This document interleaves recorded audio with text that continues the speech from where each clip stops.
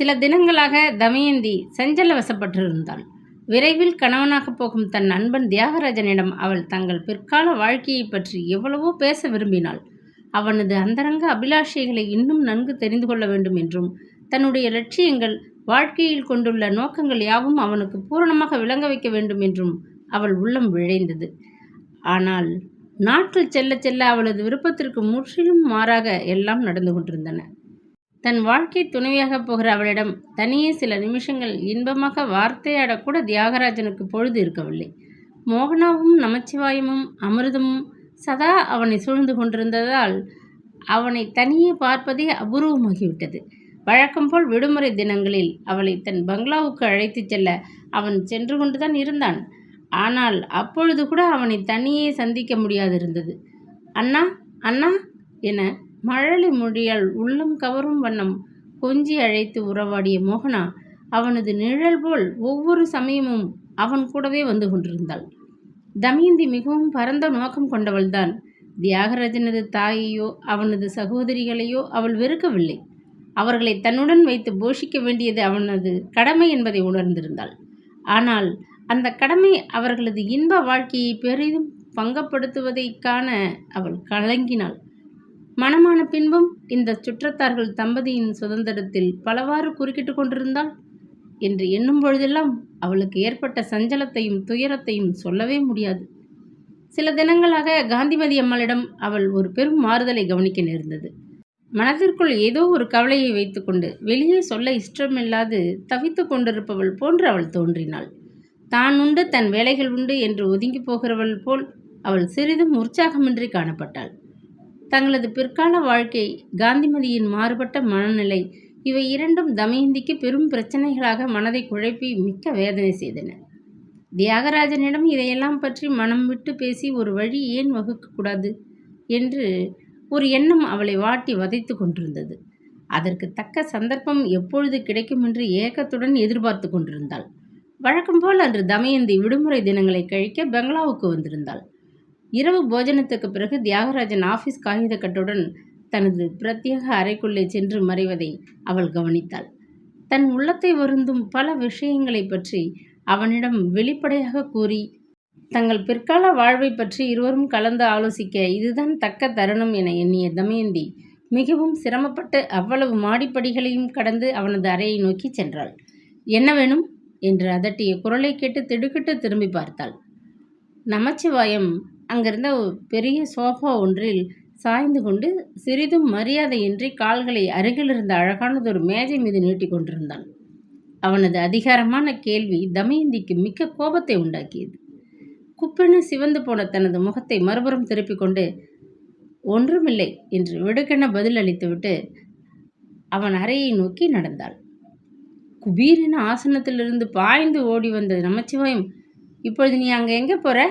தியாகவும் அவன் தாயாரும் மோகனாவும் ஏதோ முக்கியமான குடும்ப விஷயத்தை பற்றி பேசிக்கிட்டு இருக்காங்க. நானே அங்கே இருக்கிறது தப்புன்னு இங்கே வந்து உட்கார்ந்துருக்கிறேன் என்றான் அதட்டலாக.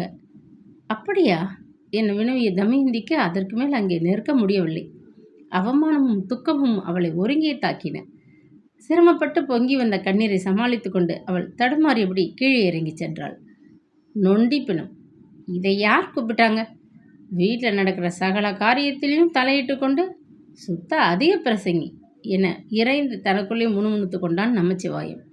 அது சமயம் மாடிக்கு வந்து கொண்டிருந்த விஜயா தமயந்தியின் மாறுதல் அடைந்த முகபாவத்தை கவனித்து திகைப்படைந்து போனாள்.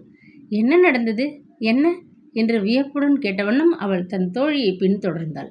ஒன்றுமில்லை என்று பதில் அளித்த தமயந்தி அவளுக்கு காரணத்தை கூற மறுத்து தன் அறைக்குள் சென்று படுத்து விட்டாள். விஜயாவிற்கு மனம் அத்துடன் சமாதானம் அடைந்து விடவில்லை. தன் அருமை தோழியின் கண்ணில் லேசாக துளித்த கண்ணீருக்கு தக்க காரணம் ஏதோ இருந்துதான் ஆக வேண்டும்.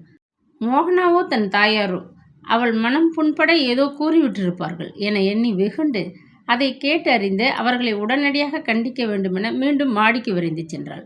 தியாகராஜன் அறையில் அமிர்தம், மோகனா இருவரது உரத்த குரல் உற்சாகமாக ஒலித்து கொண்டிருந்தது. மிகவும் சுவாரஸ்யமானதொரு சம்பாஷணையில் அவர்கள் ஈடுபட்டிருப்பதை அறிவிப்பது போல் இடையிடையே தியாகராஜன் சிரிப்பது கேட்டது.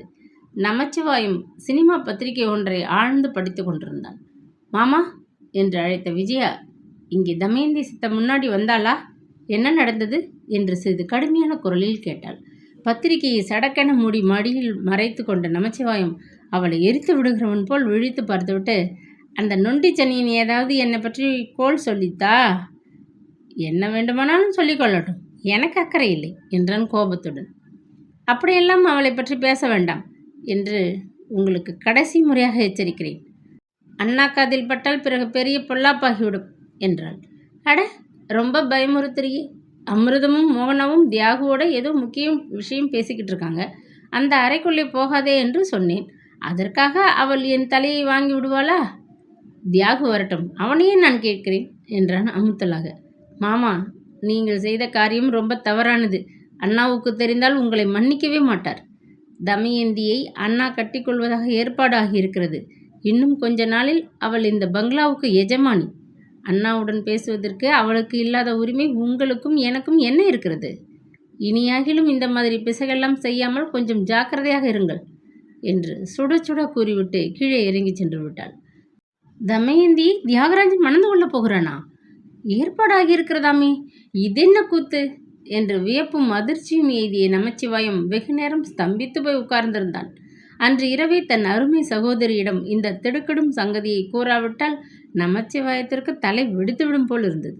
ஆகவே படுக்கப் போகும் முன் அமிர்தத்தையும் மோகனாவையும் தனியே அழைத்து இரகசியமான குரலில் விஜயா கூறியதை இன்னும் கற்பனை பூச்சிகளுடன் எடுத்து கூறி அவர்களை ஸ்தம்பிக்க செய்துவிட்டார். அன்று இரவு இந்த மூவருக்கும் தூக்கமே வரவில்லை. தமயந்தியை தியாகராஜன் மணந்து கொண்டால் காந்திமதிக்கு அங்குள்ள செல்வாக்கு அதிகரித்துவிடும் என்றும், அதற்கு பிறகு தமயந்தியுடன் கூடி அவள் தன்னை அப்புறப்படுத்த முயற்சிக்க கூடும் என்றும் கிளியடைந்து போன அமிர்தம் தூக்கமின்றி படுகையில் புரண்டாள்.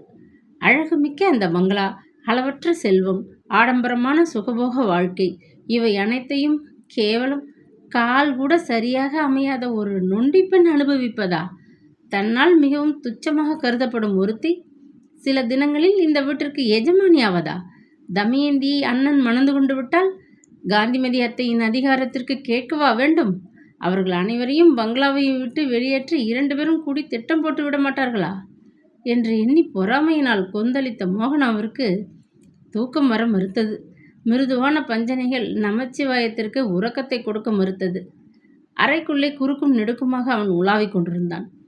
தன்னை அதட்டி அவமானப்படுத்தியதாக தியாகராஜனிடம் அந்த பெண் சொல்லிவிடப் போகிறாள் என அவன் சிறிதும் அஞ்சவில்லை.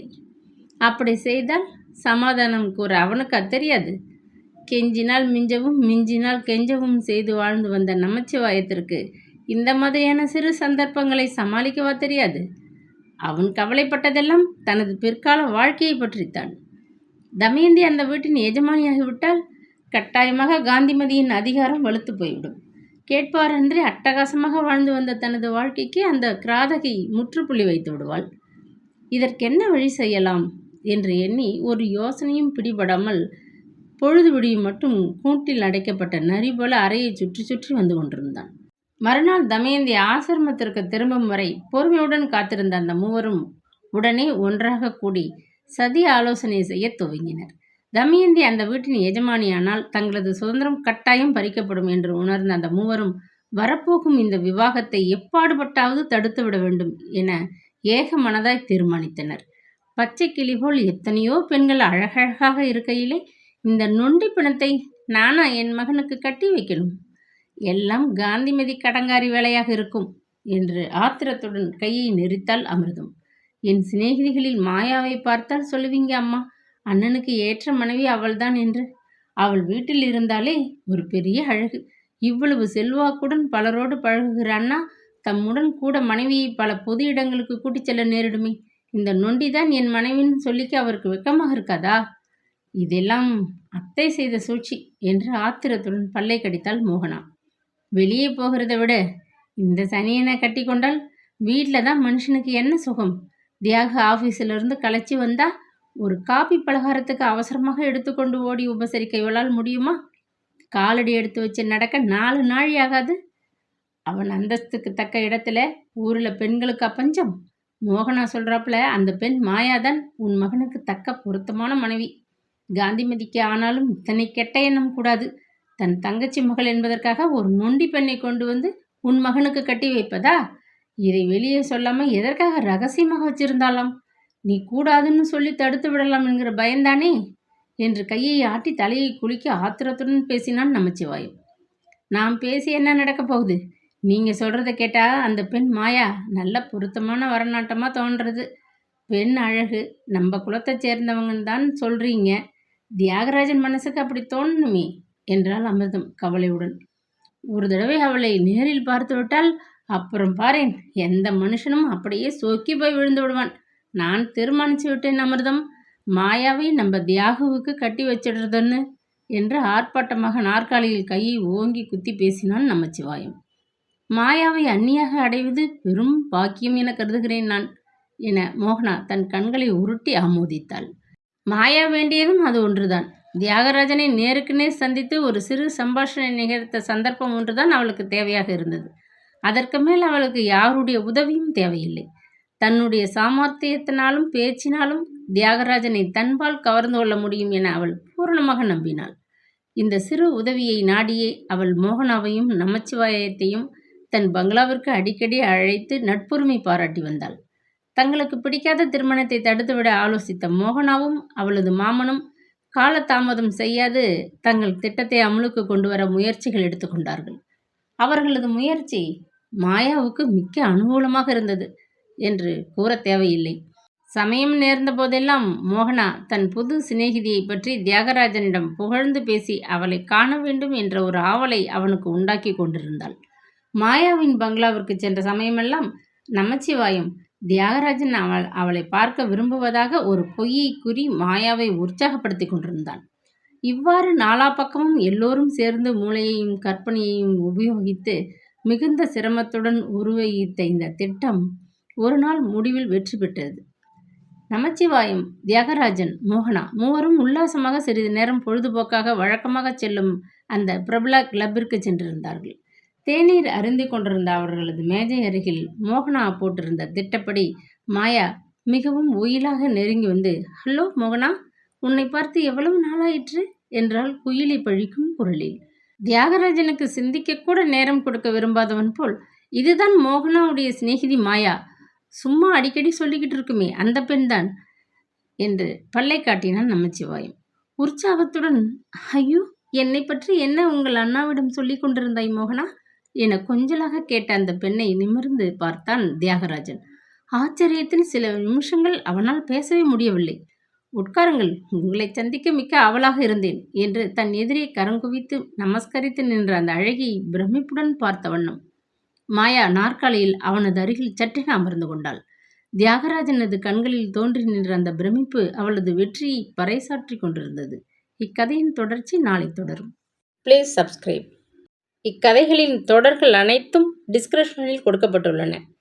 படிக்காதவர்கள் படித்துக் கொள்ளலாம்.